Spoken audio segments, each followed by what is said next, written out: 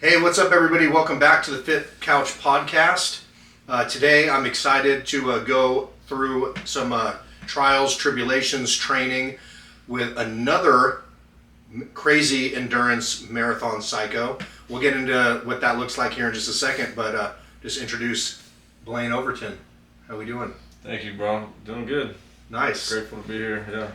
Cool. So let's start with the fact. So I really want to highlight this 100-mile run you did. Yeah. And for people who've been watching, we had two other guys on that also did 100-mile runs. One of them, Chris. Yeah. So I'm interested to see like some of the parallels and maybe what you did differently. So first off, let's start at the beginning. Why did you even want to train for this 100-mile run? Because to me that sounds disgusting. So maybe you can. Yeah. It's just kind of been a progressive illness, No, but I grew up in athletics and have always been, pushing myself physically. But really, I would say it started with, I joined the Navy SEAL program when I was a young man, 18, fresh out of high school, and was unfortunately too immature to like really grasp, the gravity of that situation and like be disciplined enough to go through that program. And I got into some altercations and I got kicked out before I was able to get all the way through that program. And so I never got to like really prove myself to myself. So that's like kind of the basis of what this whole like endurance and pushing myself has been about. I went through addiction, as you know, and when I came out of that last incarceration, I was in this little yard, and it wasn't any bigger than like the size of half of a basketball court. And I used to just spend my whole hour out there just running in circles. And I just had this ambition. I just made a decision when I was in there that I'm going to run a marathon when I get out.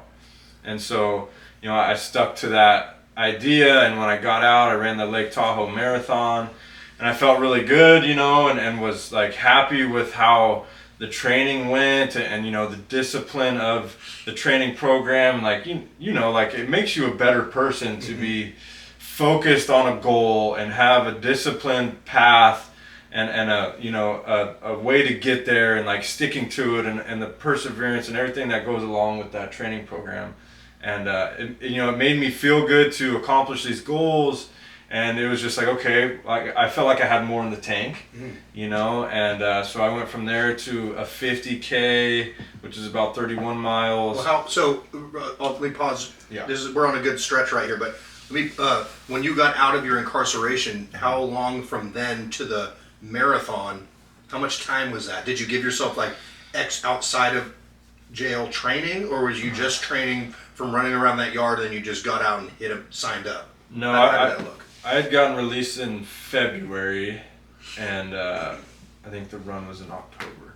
So there was a good amount of time. Oh, okay. But the decision had been made, and it was like, how do I do this? Like how do I accomplish these goals? And I'm just like I didn't know anybody in the space.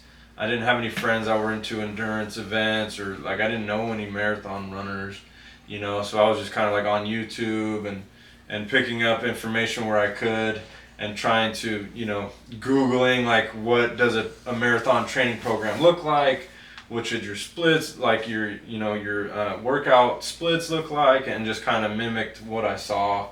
And I'm not fast or anything, but I was able to do it, and it was tough. It was a hard marathon up in Lake Tahoe, and yeah, so from there it was just like, okay, I felt like I had more in the tank, and then I ran a 50K down in the Bay Area, and from there, so another reason I got into this thing, or I wouldn't say the reason why, but like what it morphed into was I was living in Lake Tahoe, and anybody that does anything like pretty wild with endurance up there, if like people that swim across the lake, they always get put in the paper, right? It's a little local paper up there, the Tahoe Daily Tribune, and So I had this idea, like, I'm gonna run around the lake, I'm gonna swim across it, and I'm gonna do the Tahoe Rim Trail, and then I'm gonna put it in the paper to raise awareness for opiate addiction. I had my best friend died when we were young of an opiate overdose, Nick Dakin, and so that carrying that pain with me, I wanted to bring some awareness to that. And obviously, being on a path of recovery myself, it gave a purpose to the mission of what I was trying to do there. So then it was like, okay, as you know, I'm kind of a dreamer like that. Like, I get these ideas, and and then it becomes like, okay, how do we do this, right? Mm-hmm. And then what's the plan? And so from the marathon, which is 23 miles, right? 26. Oh, 26. Okay, to 50K, which is just over 30, right? 31, yeah. For those of us in America. Yeah. What was the difficulty difference between those two? Not much, honestly. It's only like 5 miles or whatever. I would say even the marathon might have been a little bit harder, just due to the fact that it was in Lake Tahoe and there was a lot of elevation gain and loss on that path. It was from around Homewood to the casinos in South Shore. So anybody that's familiar with that area, there's going up DL Bliss State Park over there is pretty substantial incline. So that was tough. The run in the Bay Area was a little bit elevation, but it wasn't anything crazy, but it was farther, and so that does, take an impact. But so was the difference between those two, the training probably wasn't a whole lot different? No, and I ran it like a month later. Like, it was just like, okay, I feel like I could go a little bit further. Let's push this envelope a little bit. And so that was just kind of the natural progression from there. And then I kind of changed gears, I decided that it was time to start working up on this swim. And so then the following year, I pretty much focused on swimming. And by that time, earlier that summer, I had done the Tahoe Rim Trail with my cousin, which is about 180 miles through the national forest all the way around the rim of the lake. So if you're at Lake Tahoe, you're looking at the mountains that surround the lake. It's basically a trail that goes all the way around the mountains, all the way around the lake. Wow, how long did that take you? 10 days. Damn. Yeah. 10 days. Just camping along the way? Yeah, just backpacking. Yeah, so we bring all our own supplies. We started Spooner Summit and headed towards South Shore. You go back into Desolation. This was before the fire. And, we stopped in Tahoe City over there and refueled. And I had somebody that meet us in a few spots and kind of resupply us. And then, 10-day journey. It was good. It was like, we're doing like averaging 10 to 20 miles a day, depending on the terrain and how we were feeling and stuff like that. And I cut my foot open at about like mile 50. So this is like a third of the way almost. Yeah. Just a little over a third of the way. Yeah, I had a long way to go still. And I was like bathing in this little lake and was barefoot, and I was fishing at the same time. And I caught a fish, get a fish on. I'm like scrambling over to my fishing pole on the rocks, and caught the fish. I looked down and there's just blood everywhere. I had filleted my foot open, and so that became like a whole thing the whole time, keeping it clean and keeping it dry and like changing the. And you refused to quit. No, quitting wasn't really an option. But yeah, it became every step hurts, it's like you got a big gash in your foot, and it's just like, whatever, just something to deal with. But, all of these endurance events, they always have something, there's always something to overcome and, to push through, and it's just part of the experience, Wow. So do you think you could have completed that a lot sooner had you not cut your foot open? We weren't really doing it for time. The record there is like 30-something hours. Oh, jeez. Yeah. And we're actually me and Chris are actually looking at doing the Tahoe 200 miler, which is basically the same course. but it's a run, and the cutoff for that is like 109 hours. Jeez. So, you know, you got a boogie. So, yeah, you can definitely do it a lot faster. You know. Yeah. So okay, so we were just cruising, hiking. Yeah, we were making just the whole hiking. thing up. Yeah. Yeah. Yeah. Right on. But I had never even gone close to that far before. You know, I think probably the furthest I had hiked before that was maybe 18 to 20 miles. So the longest endurance thing you had done was the 50K. Yeah. Before that. But I had backpacked, you know, and hunted and stuff like that. So I knew, like, I wasn't like totally new to the backpacking experience, but definitely the furthest I had ever pushed like that. So yeah, so that was cool. That was a good experience. And then it, you know, started working up towards the swim, and you know, I had, you know, some swimming experience. I'm not like a collegiate swimmer or anything like that. You know, like I'm a decent swimmer. I swam a lot going into the Navy and like preparing for buds and that whole experience. But I'm not like an expert swimmer by any means. You know, I just like get the idea that this is what I want to do, and then like start to break down the path on how to get there, you know, and again, like looking at YouTube videos and like trying to, you know, pick up on techniques and training splits and, you know, just build this training program the same way. And, you know, did a lot of cold exposure, you know, that lake is cold up there.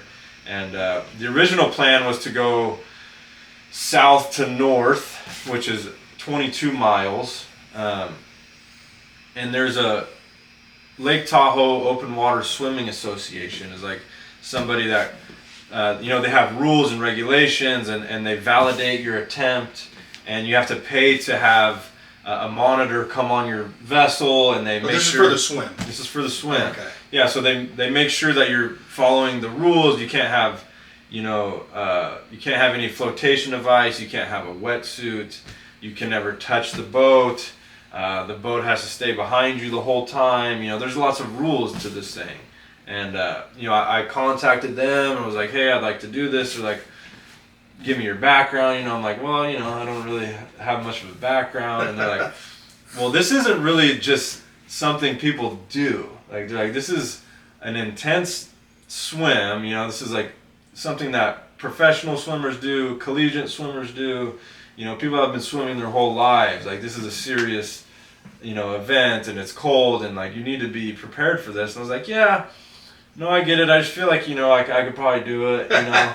And this guy's like, okay, well, if you can swim east or west to east in 8 hours, then I'll give you a monitor for the south to north. And I was like, all right, no problem. And so I went and I did the whole training, and, you know, lots of... So a lot of the people watching this are interested in training. Yeah. So well, I want to get to where that, but what did that training look like? Yeah, so, you know, I was doing lots of pool work during the week, you know, doing different splits, you know, usually from an hour to 2 hours at a time in the pool, you know, just doing freestyle, you know, mixing it up on distances, and then progressive overload, you know, like adding distance every week and adding more time in the water, and pretty much was just doing freestyle and side stroke, and lots of mundane just laps in the pool. And then on the weekends, you know, I would do longer open water swims, and, you know, like my first open water swim, and this is, for anybody watching, like, this is a mistake that I made. I'm like, okay, I'm just going to go to Folsom Lake, and I'm just going to swim an hour out and an hour back. To me, that sounds logical. Sounded logical to me, yeah, too. that's beats. You know? I'm like, especially yeah, if you're used to 2 hour swims. Or... Yeah, like the distance wasn't really an issue, you know. But it was the first time I had swam open water like that, and you know, that water was relatively cold, and it was choppy. You know, I was having issues with my goggles, and, you know, I swam out and I got about 45 minutes out there, and like the water's pretty choppy out there. It was windy, and I'm like, my glasses are fogging up, and I'm having a hard time. And then it just hit me like, you're out in the middle of this lake, bro, and nobody knows you're out there. And like all of a sudden, like this panic kind of set in. Like, yeah. Holy crap! Like, what am I doing out here? Like nobody knows I'm out. Like I'm like a little dot in the water if you're looking from above. Yeah. You know? Like there's nobody out there. Nobody really knew. I mean, I told my wife I was going out there, but nobody's there to rescue me if something were to happen. You know, and like all of a sudden this rush of anxiety came over me. I'm like having a hard time seeing, these freaking goggles aren't working. And then I just came to realization, I'm like, nobody's gonna save you, bro. Like you just need to swim back, you know? And then I was like, all right, I need to like calm myself down. Yeah. And like just breathe and then just... That adrenaline will eat up your oxygen too, yeah. Oh yeah. And I was like, all right, well, sink or swim, you know? And it was like, turn around, just swim back in. And obviously I was okay, but it was like, all right, lesson learned, you know, like stay close to the shore just in case anything weird happens. Like at least you don't have to, you know, you're not in drowning threat out there. Cramping up or something. Yeah, anything can happen, dude, you know? You get hit by a boat or, cramping or, God forbid, a heart attack or anything could happen, you know? Like, anything could happen. And so, learned that mistake. But, lots of open water swims on the weekends and then cold water exposure. So I started doing a lot of ice baths. Just, again, progressive overload, like spending more and more time, cold water exposure. And then towards getting close to the time I was going to swim, started swimming in Tahoe. Yeah, that would you know, along the shoreline, and then the swim was at night. So swimming at night in the open water, you know, is a whole different ball game too. So doing some night swims up there, and you know, which is a whole different ball game, you know. And so I want to get back to the water thing because this is really exciting, but I want to rewind back to the SEALs. Mm-hmm. And so when you were getting in with the SEALs, like what does that process look like to get accepted to that program? Did you have to do some time just in the Navy first and then you get recommended for that? Or do you just say, hey, I want to do this, and they say, okay, if you can pass these tests, you're in? How does that look? Yeah, so at that time, I mean, it was 2007, and you know, we were in the thick of the war on terror, so they were really trying to push numbers and try to get as many people into that program as they could. So they were offering a sign-on bonus of like, I think it was $40,000 at the time if you can complete the training. So it was a direct pipeline. Oh, okay. Sign here, pass this test. You know, you have to go through pre-buds and like be able to, you know, qualify to get into the program. But from there, it's just a straight shot. Like they push you right through. So you have to be physically fit and be able to, you know, get accepted into the program. And obviously you can't have any type of physical issues or limitations. You have to have perfect vision. You can't have asthma. You know, you have to pass all these exams, things like that. But yeah. Huh. And how long did you last in that program? I think I got in March, and I think I was out I was in the Navy for a total of a year or something. Oh, okay. So but you didn't get to finish the SEAL program? No, I got in a fight when I was in that training program, and then they shipped me to a different school in Florida, and then I was just like, I didn't care anymore. You know, I was upset at the whole situation. They're like, you got to wait 2 years and then you could come back. And again, I was like 19, bro, and I was, you know, hard-headed. Yeah, I was a knucklehead, you know, and got into a few altercations down there, and I ended up hurting somebody off base, and they ended up being in the Navy too. I didn't know at the time, but was just angry and undisciplined was my biggest issue. You know, I wasn't focused enough, and was just hard-headed and violent, and you know, something that I've always struggled with is you know, keeping my hands to myself, you know, and but you think as you matured, you realized, man, I never really got to finish that test of my like capabilities, right? And this is like a carry-on from that. No, definitely. It's like, am I actually tough enough to be able to get through buds, right? And I've always had that idea, and it's always been a regret of mine that I wasn't able to go through that, you know. And it's not really a regret anymore because of the life that I have today and like my children and things like that. But it's always been a thought, like what would have happened if I, you know. And honestly, I'm the perfect candidate for it. Like I'm tough and fit, and like not everybody, but a majority of those guys that go through that program and do well are, you're kind of on the razor's edge between being like a criminal and being a Navy SEAL. Like you're on the edge of society. It's like, can you stay disciplined enough to get through this program and like get the mentorship to get in and to do the things that are necessary. Yeah, you're the type of person who's kicking in doors either way, right? Exactly. Are you doing it for the government or are you doing it for the dough guy? Right, exactly. And unfortunately, I got off the rails too young there. I wish I would have waited, and went in after I had, done the partying and done all the stupid stuff I needed to do before I went in. But I didn't know what to do with my life. I was young and this was an ideal that I had and it's what I wanted to do, and I just didn't have the right guidance at the time. Yeah, that makes sense. So then now leading into the swim, this is pretty tough. I mean, now you're in the middle of you're doing some Tahoe swims at night, and then take us through the actual swim across. It was east to west. West to east. Okay, west to east. So it was. That's about 9 miles, 8 miles. 13. Oh, it's 13 miles. Yeah. Wow. It's the true width, so it's the widest part.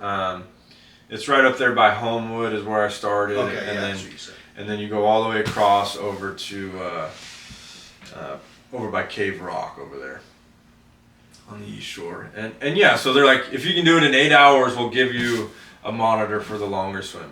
So I'm like, okay, no problem. I got a boat. I got my cousin to captain the boat. Our friend David, Bulletproof Kitchen, came to help. Another guy, Steve, and they came out. We started at about 9 p.m. Got in the water. So no wetsuit, just goggles, earplugs. I have a swim cap on. I grease myself up. It helps with a little bit of thermal regulation. But that's all you're allowed to do as far as any type of thermal regulation. No wetsuit, anything like that. And then started out, and it's dark, so it's really like What's guiding you? A headlamp? The boat is guiding me. Oh, okay. So the trick is to like have the boat moving in a straight line, and then you're kind of like looking back at the boat as you're swimming to make sure that you're not getting offline. Yeah. And then when you are, they tell you, hey, whistle at me, whatever, like, hey, you're drifting, get back on line. Mind you, the boat is moving slow, and they're kind of doing this too. Yeah. Because they can't really be going in a straight line either. It's not like your practice swims when you have lanes. Right, and they're using like a navigation app to like try to stay in a straight line, but I'm sure they're veering too. This is my cousin's first time doing it. He's never done anything like this. We're on a regular boat, like not anything, no great GPS or anything like that. There's like a bunch of dudes out there just like, going for it, which is kind of the story of my endurance life here. But so I'm just out there swimming. It's dark. That water's cold, and stopping every 30 minutes to onboard water or food. So every 30 minutes, my watch would go off. I would stop. They would, at least water every 30 minutes. I would try to eat every hour, and so. How were you eating in the water? They would throw me a shake. Okay. So was doing liquid carbs, electrolytes, was the main source, and then probably every other hour I would do solid food. So typically like fruit or a bar. Yeah. And you're just eating, like laying on your back eating? Yeah, treading water. Yeah, just sitting there treading water and putting it down, and then just throw it back to them. And we would do cognitive tests every hour or two to make sure, because the hypothermia sets in and you can't really tell. Like you get cold, but by the time that you're hypothermic, you don't really realize it. Oh, really? Yeah, your brain just kind of goes. Huh. But other people can notice it. Like you start to slur your words, you can't do basic math, like you might not know where you're at, type of thing. I wouldn't know that I'm hypothermic, but you would be able to see that there's something. Oh, okay. So you knew for them to do these tests? Yeah. Oh, yeah. Okay. So we're doing that every hour. And so, about 2 hours in, I started getting this pretty sharp pain in my shoulder. And, being a heavier guy, like a muscular guy. I'm not really built to swim, you know. Heavier upper body, you know, we tend to do this in the water, and when you do that, you overcompensate with your shoulders. So, you know, the form kind of goes like you should be maintaining a plane. Your legs should be doing most of the work, and your shoulders are helping, obviously, and pulling. But as more muscular people, we kind of do this in the water, and so you overcompensate with your shoulders. Overtraining, I think, was an issue, and I started getting a real sharp pain in my shoulder. So I switched my technique to a side stroke, which, you know, you basically are on one side, you do a scissor kick, and then you're pulling with both arms. Breathing, you know, you kind of pull yourself out of the water and breathe back under, and you can switch sides, you know. Even switching sides was okay with your shoulder? It was, and I did that for probably another hour, and then I was starting to get like a cramping. I was getting chest pains. Oh, wow. But I think it was actually a back issue. You know, I don't know if you ever had any back issues, but sometimes you feel it in your chest. Yeah. You know, those nerves are all connected, and so I was having issues, bro. I was having problems with my chest, my shoulder, and I was like suffering pretty bad, but I could do it on one side, you know, so I just had to do that side stroke on one side, and I did that for like 8 hours straight. Like one side, scissor kick, pull one side for 8 hours. It was brutal. So you were supposed to complete this thing in 8 hours, right? And how long did it take you? A little over 9 hours, like almost 10 hours. Yeah. Oh, okay, so you didn't make the time, but you were also swimming with one arm. Yeah, no, I was jacked up, and yeah, I mean, by the morning time, dude, like swimming all night across this lake, like in the dark, you know, you can't see anything, you can't hear anything, you know, there's obviously no smell, like you're basically in a sensory deprivation tank, you know, and like, oh yeah, I didn't think of that. But there's you can't, you know, there's no music, there's no nothing, bro. You're just swimming, with splashing in your thoughts. Yeah. You know, and like you look up and like, you know, when you're up there, the mountains, they look the same. Like you might travel a few miles, but you pop your head up and you look like you haven't even moved, you know? And like I'm trying to stay online. I'm like looking at these lights. Yeah, that's gotta be mentally discouraging. Yeah, and I'm like, I'm aiming at these lights, right? That's all I can really aim at. I know, like, okay, these little group of lights is what I'm aiming for, and I'm just powering towards them, you know. By the morning time, like, the sun's coming up, and, you know, I'm starting to get cold. You know, I've been in the water for, you know, 7 hours or whatever, and, you know, kind of struggling, but I'm okay. You know, obviously going through pain and stuff like that, and I'm like, gosh, like, every time I pop my head up, I'm like, I feel like I haven't moved, you know, and so it's kind of a struggle, and it was definitely a struggle in the morning. Like getting those last couple hours done was tough for sure, but yeah, I finished just under 10 hours, and felt good, man. Felt good to get out of that water and like be on land, and yeah, heard some weird shit out there. You know, there's legends of Tahoe Tessie out there. And I'll tell you what, man, when I was in the middle of the night, like out in the deepest part of that lake, I heard some shit that sounded like, it was almost kind of like a dolphin, like kind of,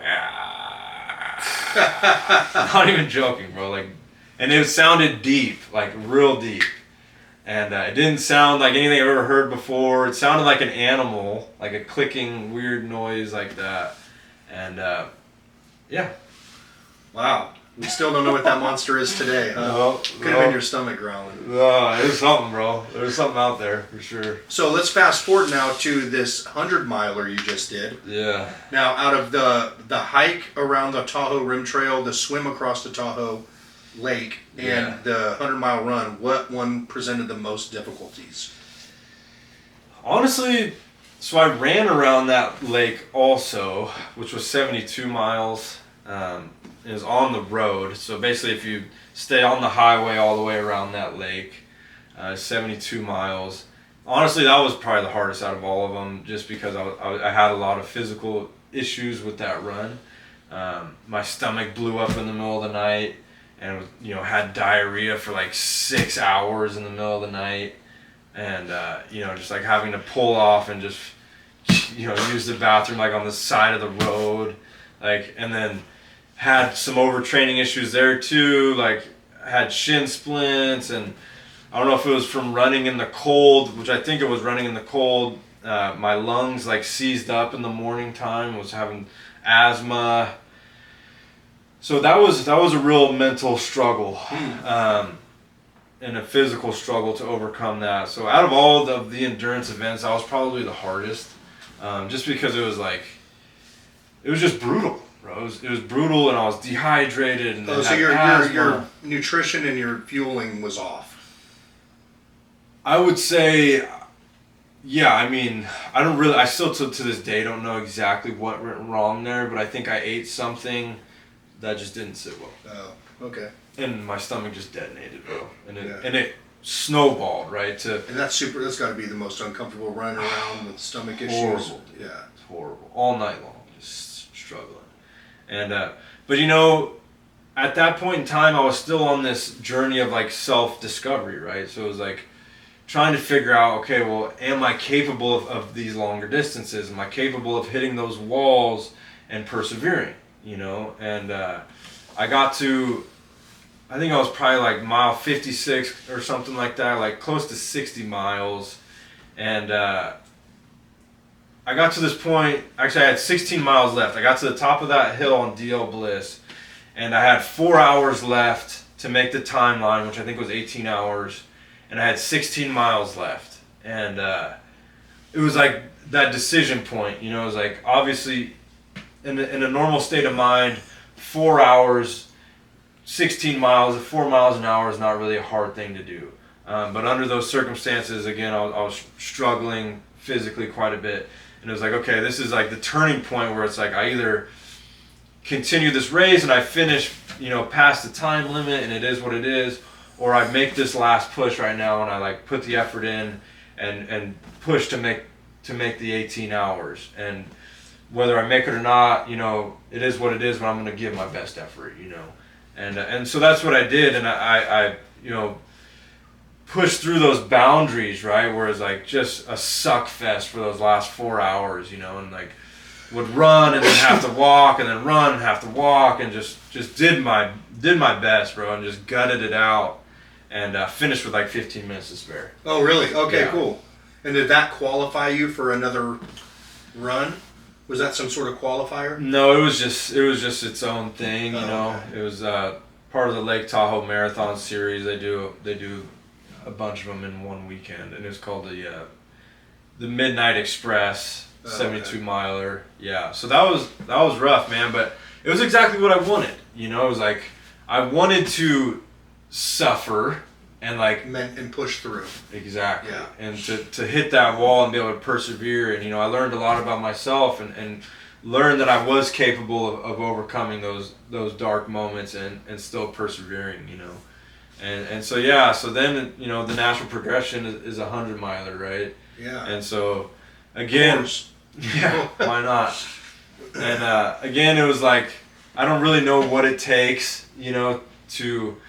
to train for 100 mile or to accomplish, once you start to get into these longer distances, like you start to get all these different variables, Yes. that change, and you really have to pay attention to your nutrition and your hydration.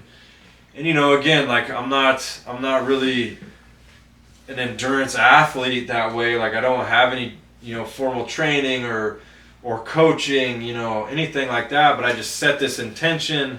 I put it out there, and then I develop a plan around it, and was very grateful to Chris McBride, who you had on here.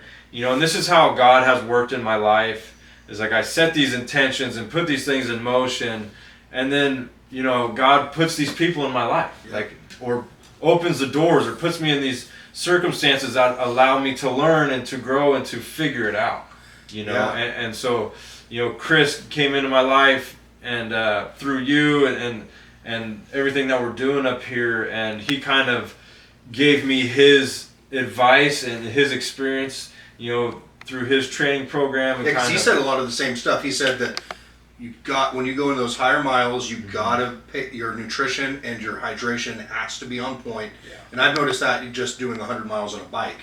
Yeah. there comes a point, and I'm sure it's different for running for each individual, but for me it tends to be like after that 50 mile on the bike point, like you really have to make sure. Like I can probably get out and ride 40 miles with just some water and some electrolytes, 50 miles, but beyond that, you need to make sure that you're getting the right amount of food at the right amount of right time, right? Yeah. Or you just hit a wall.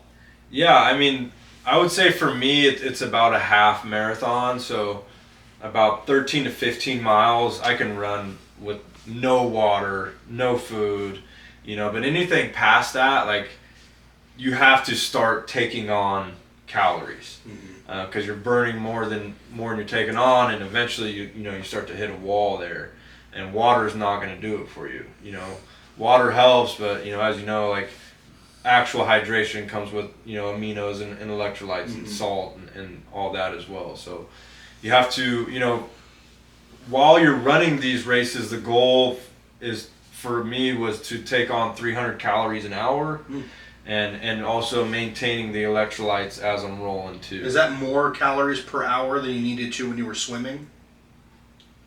Probably about the same. Oh, okay. I hadn't been schooled in that train of thought yet, honestly, to where I don't know what burns more calories. Honestly, they're a little bit different. The running feels more tiring because you're impacting the ground. Yeah, too, right? But the swimming is. I know that it burns a lot of calories too, and it's kind of a sneaky thing where all of a sudden you're like, man, I'm wasted, Yeah. So I think it's probably about the same. Like you're burning a significant amount, and you can only digest so many calories an hour too. Like your body can only do so much as well. So it seems like 300 calories is kind of that sweet spot where it's like you can maintain. You're still going to be in a deficit. Oh yeah. But it helps you maintain your energy levels over time. And so yeah, stopping every hour to eat, and in between then, like, taking on electrolytes and caffeine, and then paying attention to, like, any types of pain that you're feeling, how are your feet feeling, you got to change shoes, and so there's a lot that go into it. And there's a lot of unknowns there too. Like, I didn't know what the terrain necessarily looked like. I was able to run some of the course. Thankfully, up here in Auburn, that course is in the backyard out here. But I ran the UTMB Canyon, so it was like from Forest Hill area up and down the canyons relentlessly, just like down and up, down and up. It was like over 17,000 feet of elevation gain. That was during your training? No, this was the race itself. Oh, it was? Oh, okay. Yeah. The training, I ran a lot in my neighborhood. I live in a hilly neighborhood, and so lots of time in my own neighborhood, and then doing long runs on the weekends. I would try to run out in the canyons as much as possible, but the race was in April, and so most of my training was in the wintertime, and so, I'm a very busy guy. I run a construction company, and then we were getting this gym off the ground, and I got 5 kids and just a lot of stuff going on, and so these types of endurance events, they take up a lot of time. You have to sacrifice time to be able to do this, and for me, it's like, I work all day, and then I come home, I try to spend time with my family, and then they go to bed around 8 to 9, and then so I would do runs late at night, most of the time. I would be out there like 9 o'clock to 10 o'clock, like doing hour and a half runs. And, dude, in the rain, again, this is winter time. It's like, I'm out there in the night, in the rain, just like sucking, but it was just, it was a driving force, it was like, I'm spending all this time like sacrificing my sleep and like sacrificing my weekends. Because, some of these weekend runs are like, they get up to like 8 hours, some of these practice runs. Like, it's a full day of running, And so, a lot of time sacrificed doing that. So, it's a motivator. Like, I'm not just wasting all my time. Like, failure is not an option, And, this is right around the time when we were starting Lord's Gym in Auburn. And, so it was like telling people about this run and like, having the backing of Lord's Gym and the family and all that, it's like, it's a motivating factor. Totally. You know, it's like failure's not an option, you know. And it was a difficult training workup, and it was a difficult run, you know. So on the run, what were like the two biggest obstacles you found in the run? I mean, not necessarily physical, but mentally. Yeah, you know, I'm not a fast runner, so my goal was 30 hours, and you know, I would say the terrain on that run was probably the biggest obstacle. You know, just up and down these canyons relentlessly, and like you look at the topographical map, and it's like, okay, the hardest parts are in the first, you know, 30 miles, and it was like going up and down Devil's Thumb up there in Forest Hill is nasty, bro. And then after that, it's like, okay, like you look at the map and it's still doing this, but it's starting to get less and less. But dude, it was just relentless. Like every time you get to the bottom you get to a checkpoint, you're going straight back up another freaking mountain. Wow. And it's just like up and down the canyons, and all night long, you know. And there's time checkpoints. Like you have to be at this place at a certain time, or they take you off of the run. And so, not being a fast runner, like I was getting to these checkpoints like with like, you know, 30 to 45 minutes to spare. And so, which is enough time to like sit there and refuel, and I had my wife and Chris was helping me as well. He'd meet me out there, and mostly my wife would just refuel me, give me, you know, some nutrition, refill my water bottles, you know, Vaseline, whatever I needed to keep going, and I would just keep pushing, you know. So in the middle of the night, I didn't have a great headlamp either, which was a rookie mistake. Like I got a new light like the day before, and it wasn't great. And so like I had a dim light, and thankfully Chris let me use his trekking poles. I hadn't run with poles before, but dude, they were such a huge benefit. Like, really? Using those, they were, honestly, I don't know if I could have done it without them. Really? Like, it was that big of a factor. I always wonder if those poles do much. Oh man, crucial for downhill for sure. Like being able to take some impact off of your legs. Yeah. And then also being able to pull uphill. You know, you're getting your arms into the fight instead of just using your legs. Huh.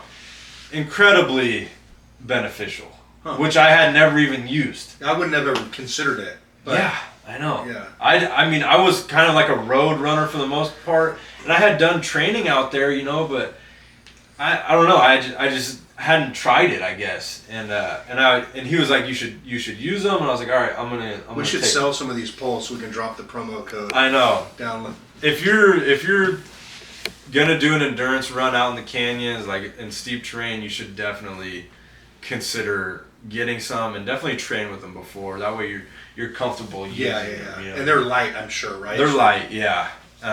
Yeah, but it was great. They're such a benefit. But yeah, you know, chasing these timelines, you know, and like being in the middle of the night, and I don't know if I have asthma or what the deal is, but I started to have some asthma problems in the middle of the night again, and you know, the bitch inside you starts to creep in. Yeah. You know, and it starts to tell you, like, it starts to feed you excuses, you know, and it starts to tell you, like, oh, it's okay, like, you're having asthma, oh, these time cutoffs, oh, your feet, oh, your headlamp, right? It starts to feed you these excuses, you know, like. And they start to sound better and better. Absolutely, bro. And it's like, yeah, like, some of these are valid excuses, you know, but I would rather die trying, you know, like, quitting is just not an option. And you have to make that decision too. You have to make that decision, you know, and for me, the only way that I can live with myself is if I give a maximum effort. You know, if I fail giving a maximum effort, I can put my head on the pillow at night and live with myself. Yeah. You know what I mean? But if I were to just quit, dude, it would hurt. It would hurt. It would still hurt. Yeah. You know, and I'm not willing to live like that. Yeah, because that would hurt for longer. Yeah, dude. Than just suffering through. Yeah, I would rather die out there than quit. Yeah. You know, like that's just who I am. You know, and and so yeah, I just pushed, and I pushed and I freaking pushed, and I got to the aid station in Cool, and I met up with Chris and Tony, and Tony got me around the Cool loop, which got to about mile 80, and he pushed me and bought me some time there, and that was like the final push where I was like, dude, I thought I had more in me, but I was gassed after that.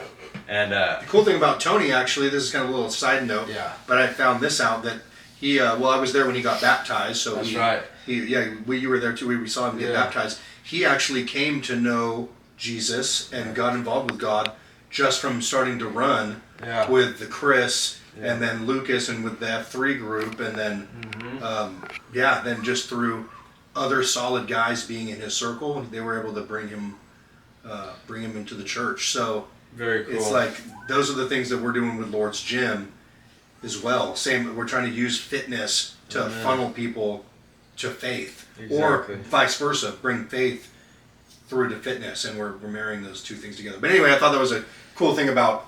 Yeah, no, definitely, and that was part of this whole experience, and like, these endurance goals and ambitions, like.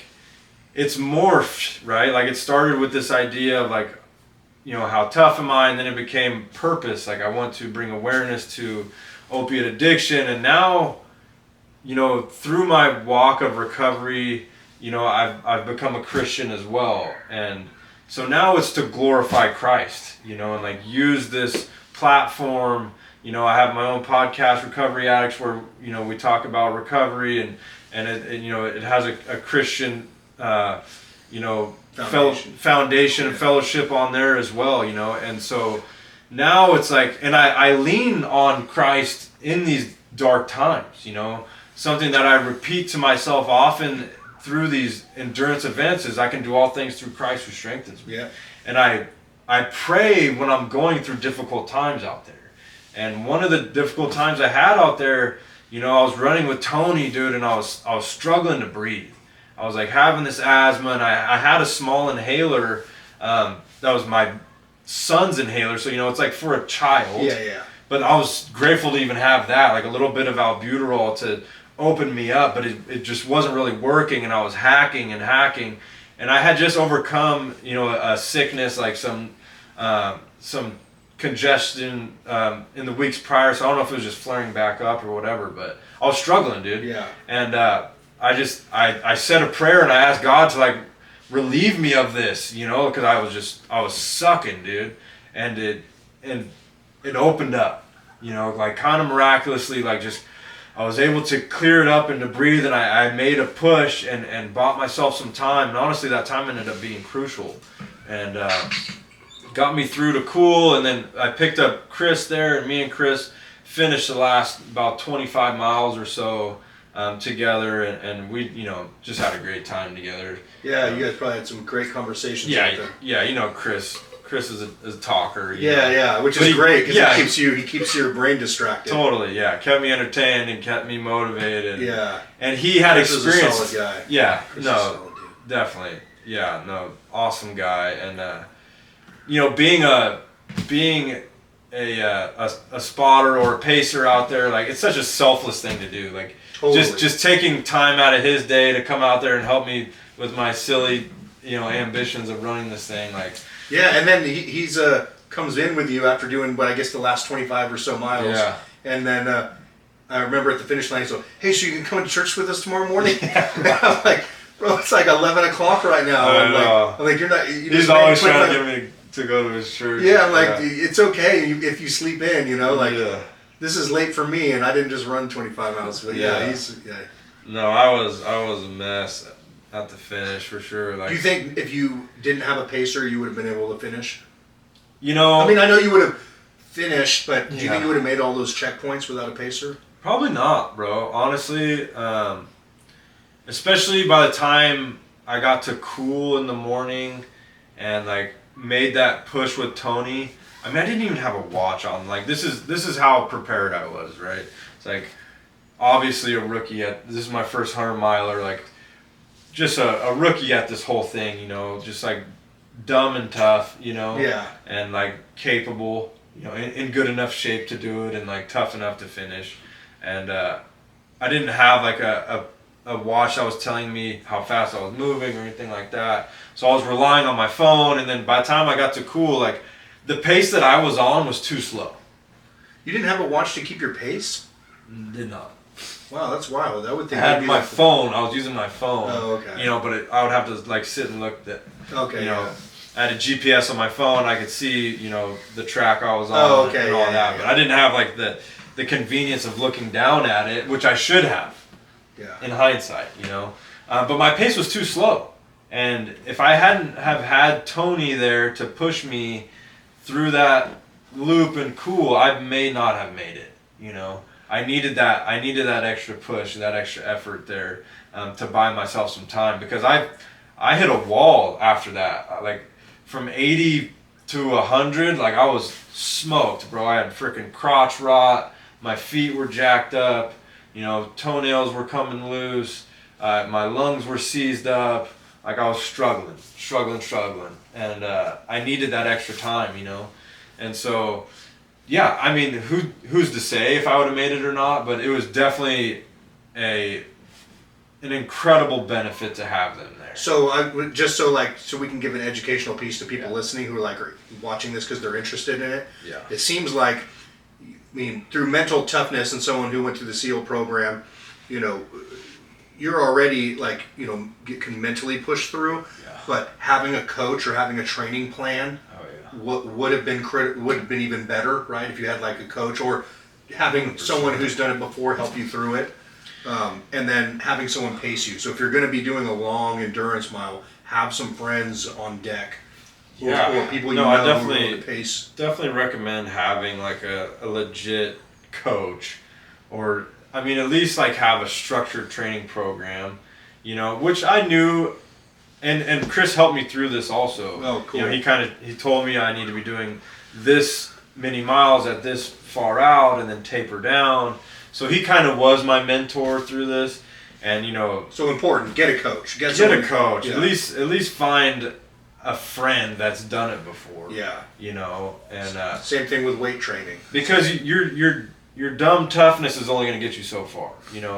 If you're not prepared, you will be exposed. You can't fake 100 miles. You might be able to fake a half marathon or even a marathon and be able to run it and just be tough enough to do it. But once you get into these long distance endurance events, you can't fake it. You can't talk your way out of it. You know what I mean? Like, you can't. That's the thing. Like, in life in general, you can lie about a lot of stuff. You can say you are this guy. You can say you are this. You've done this. You can do this. You can't lie about running 100 miles. When you get there on race day, you can't talk your way out of it. You have to put the work in, and you have to actually get it done. Nobody's there to save you, and if you're not prepared, you're gonna get exposed. So I always like to ask people this: what if you have two would be cool, but if you only have one, that's fine. What would be the top two or one most embarrassing thing that's happened to you on one of these endurance runs? Like someone else, Chris. I think it was Chris, or maybe it was someone else I had on here. I remember telling us a story about them peeing their pants just while running, pissing their pants just because they needed to make time and they didn't want to slow down. Yeah. Or he pulled it out and was peeing and someone was right behind him. I don't know. There was something about it. I'll have to go back and look, but it was a funny story about that. Do you have anything like that? Any crazy? Yeah, on that Tahoe run, I was a mess all night. But on this 100-miler, there's a section where it's like you're side hilling, so you're running flat, but you're on the side of a hill, so you're running like on the grade sideways. Mm-hmm. So there's nowhere to like get off of the trail, and it was still pretty early. It was in the nighttime, but we're still pretty grouped together. Like you could see the headlights behind you, in front of you, and I was maybe like a minute ahead of these group of people behind me, and I had to shit, bro. And there was nowhere to pull off. Yeah. There's nowhere to hide, bro. Yeah. And so like I bent this corner, And I just had to drop trowel hella fast, like take a shit, no time to wipe. I just stuck my finger in my ass, like got as much shit out, like rub it in the dirt, like and keep going before I pull my pants up. Damn! Not even a leaf? Just knuckle A deep. twig? Like, scrape it with a twig, maybe? Bro, You didn't have time for that. 2 fingers, wipe your mouth, and fucking Go. Oh my god. They ran past you while you were dumping? No, I made it before they got. Speed was critical. Like I didn't want them to see me shitting, you know. That would have been worse than. So I had to just drop trowel, shit, swipe, rub it in the dirt, and keep pushing, you know, before they bent the corner on me. So. All right. So did you ever get to wash your hands after that? Nah, you know, just Yeah. you know. Just do some electrolytes. It'll kill it, huh? Yeah, I mean. All right, that's pretty funny. I was a mess, dude. You know, like. I mean, I didn't even shower when I got home. I was like, I was in shock, you know. Oh, I bet, yeah. My body was jacked, you know. I was like laying in bed shivering, but like covered in blankets shivering, but I had an ice pack on my head because I was so hot at the same time. Your body just didn't know what to do. Didn't know what to do. Yeah. Funny.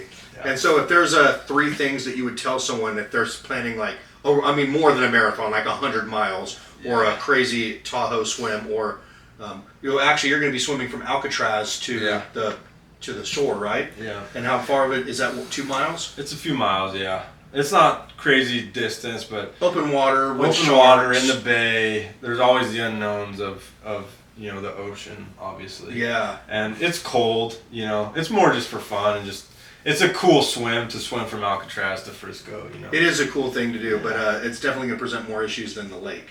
Definitely, yeah. I'm not taking it lightly, but you know, it's not such a long endurance event like some. And you won't really be alone.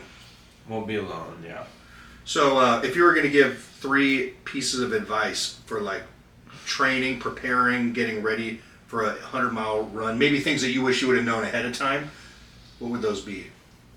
I would say, you know, make sure you do your research as much as possible. So if you're like me and you're not an endurance athlete, you know, like you didn't grow up running, you didn't grow up swimming, like don't underestimate what you're doing.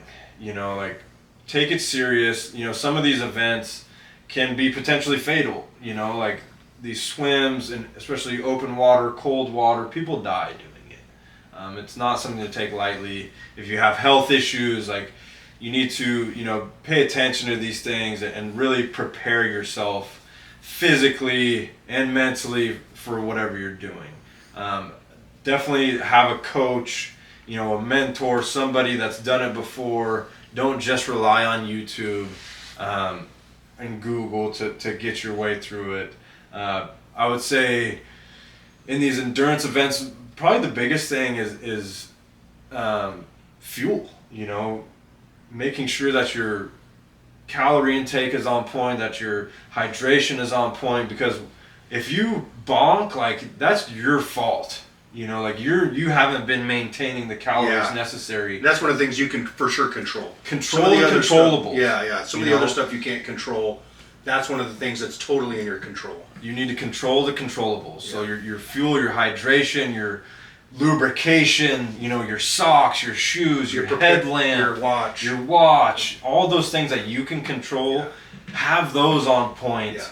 Because other things are going to happen. There's going to be weather. You know, we ran in the rain most of the night on that 100-miler. You know, we got downpoured on for a while towards the end there, you know. So, you know, making sure that you have extra clothing, like, or if it's hot, making sure you can change and have, you know, cold towels, things like that. Like, be prepared for what you can control in the event.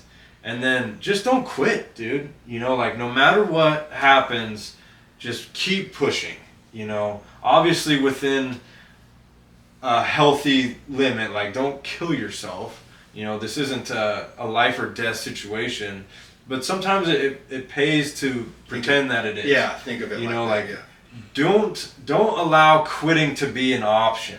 You know, like push as hard as you can, because if you allow quitting to be an option, you're gonna quit. You know, especially if it's your first time. like you need to be a finisher. Like you need to put every ounce of effort on the table and leave no stone unturned, and like really push to your maximum ability, because that inner bitch is going to show up and is going to tell you like you can quit, like it's not that big of a deal. Yeah, and if you let that thing water your thoughts, you're done. You're done. So if you've done it before, like you're trying to get a certain time, quitting might be an option if something happens, whatever. But for me, it's like quitting is not an option. We're gonna hammer this thing out and persevere. So be prepared, have a coach, and don't be a bitch. Very good. So where else can we find you? Yeah, man, you find me at the Lord's Gym in Auburn. That's right. If you're in the area, if you're in Placer County, come to 258 Elm Ave in Auburn. Come get a workout in. Come say hi. We're starting a running club there, so if you're interested in joining us on some of these training evolutions and just being a part of a group, with like-minded individuals, me and Chris McBride and some other guys are going to start a running club there, if you want to get into some of this stuff. And, we push each other, whether it's these endurance events or just in the gym, you want to get a personal trainer. We got Brad and Courtney there that are top level personal trainers that will get you to the goals that you want in your life. Whether you're trying to lose weight or gain weight or get ready for a show or, put on muscle or put on strength, like whatever your goals are, we can develop a plan and a training program for you and get you to where you want to go. Or if you just want to be around like-minded individuals, come down to Lord's Gym and join us there. I'm on Instagram and Facebook, and Recovery Addicts Podcast. I'm part of the recovery community here in Auburn and statewide, and we put on recovery information and step work and talk about NA, AA, faith-fueled recovery, and do a lot of spiritual growth, mindset, just anything that's has to do with recovery. Yeah. It's an amazing podcast. You guys definitely, if you're in the recovery space or you're a Christian or you have someone who's struggling with addiction, you should absolutely check out the Recovery Addicts Podcast. It's really good stuff. Every episode is gold, and you're going to get something valuable out of it. Last thing is that shirt is drip. It's dripping. Isn't that what they say? Dripping. It's dripping, no cap. So where can we get a Lord's Gym shirt like that? Yeah, lordsgymoutreach.com, or you can come into the facility at 258 Elm in Auburn and pick one up. We got supplements there too. We got a bunch of stuff. We got tank tops, shorts, a bunch of different design shirts, and we'll have some hats coming soon. And we re-up and we bring new stuff to the table, pretty much monthly. Every time that we re-up, we pretty much bring a new design. So if you have a dope design that you'd like to see on a Lord's Gym shirt, put it in the comments section, and we'll consider it. Definitely. And if we do pick your design, we'll make sure we give you a shout out. Absolutely. All right. Hey, thanks, guys.